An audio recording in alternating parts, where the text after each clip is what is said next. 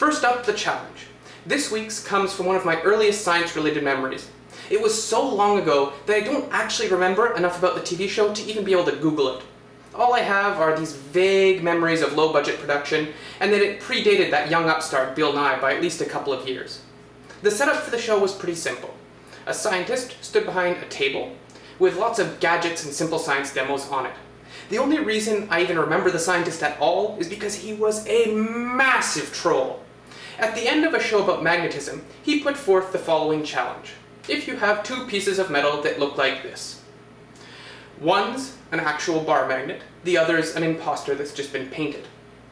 How do you tell which is which? You can't use anything other than your hands and the two pieces of metal. So which is which? The reason I call the scientist a troll is because instead of answering the challenge, he just laughed and said, I know how to do this, and I'm not going to tell you. And that was the end of the show. 15 years later, I just happened to be thinking about this show when it clicked. I felt pretty damn clever. And, like the humble, mature adult that I am, I proceeded to go around to all my friends and quiz them on it, and then act like a smug git when they couldn't figure it out right away. In other news, I recently surpassed 500 subs, and it seems like a bit of a YouTube tradition to give some shoutouts to other channels you like on such an auspicious occasion. First off is one of my earliest subscribers, and also the first person to give me a shoutout, Jim the Evo.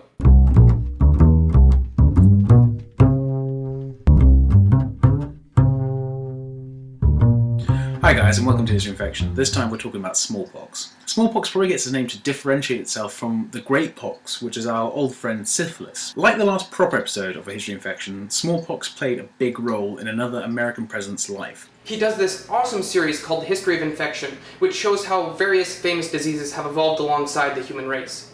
He's also a real stand-up guy. I mean, just last weekend he was on a fundraising blogathon for AIDS. He also has an axolotl as a pet. Those are those creepy, cute salamander things that can regrow their limbs. He claims it's a pet, but I'm not 100% sure he's not trying to use it to turn himself into some kind of supervillain. Next up is the Nerd Report, one of the best produced young science shows I've come across. I say young, but we started out about the same time. John makes consistently good videos on a wide range of sciencey topics. I particularly like his video on creatine as a supplement. Hey YouTube, John here, and today we're going to be talking about creatine. Dude, you don't have to talk about creatine. I know this stuff. It's like the only legal steroid. Gets you totally pumped. Yeah, my buddy started using it, gained like 3 pounds of muscle in the first week. But you know what? I don't use it. That stuff tears up your kidneys. Believe it or not, everything this guy's saying is wrong. Finally, last but not least, is the Outdoor Astronomer, or as you may better know her, Ms. Science for the Win. She recently changed channels and now has to regrow her subscriber base. As Ms. Science for the Win, Holly made some really great astronomy-themed science videos, and I expect more of the same from her new channel. Or, in her words,